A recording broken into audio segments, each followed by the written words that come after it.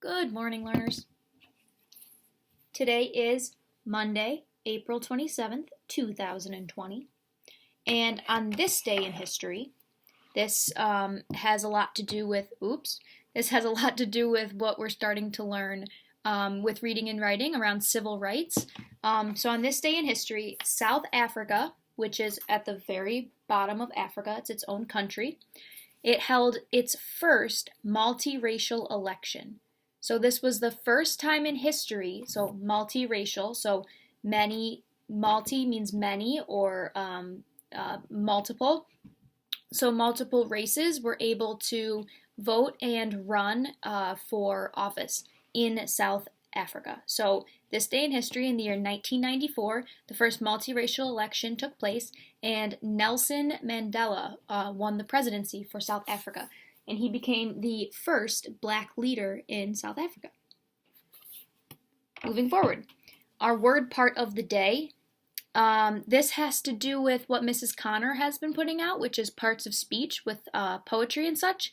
I noticed that an overall struggle was with adverbs. So there is a suffix that we put on a word that can help make it an adverb. The suffix at the end is ly. So when you put ly at the end of a word, it makes it turn into something that describes how something is. So if I said I ran, to describe how I ran, I could say I ran quickly. If I want to describe how I was walking through the house, I could say I was walking through the house carefully. Or if I had to explain how the answer was, or what something is, what this answer is, I could say, oh, it was answered incorrectly. So when you add ly, that suffix, it can help turn a word into an adverb and describe how something is. So think about other words that have ly as the suffix, and they're probably an adverb.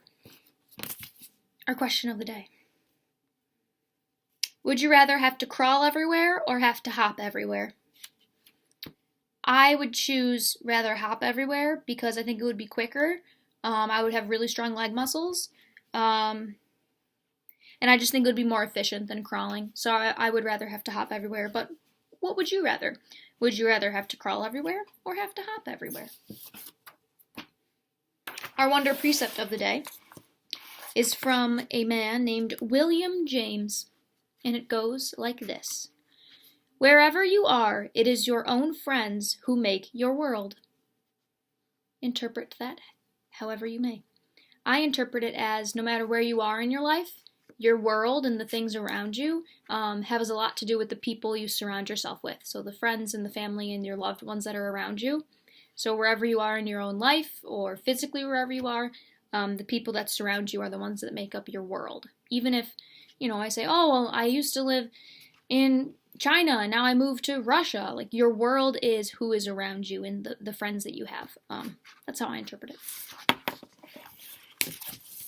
Our mindful moment of the day is a strategy you can use for breathing, and it's called 4-second square breaths. I don't know why I said that so weird. 4-second square breaths. So I drew an image to help guide your breathing. You can also picture a square in front of you, or you could draw one. So how it goes is you do each of these parts for 4 seconds. You can count in your head. So you breathe in. This is where you start. You breathe in for 4 seconds. So breathe in through your nose. Ready, go. Then you hold your breath in for 4 seconds. Then you breathe out through your mouth for 4 seconds. And then you pause before you take another breath for 4 seconds. And then you continue. So you go.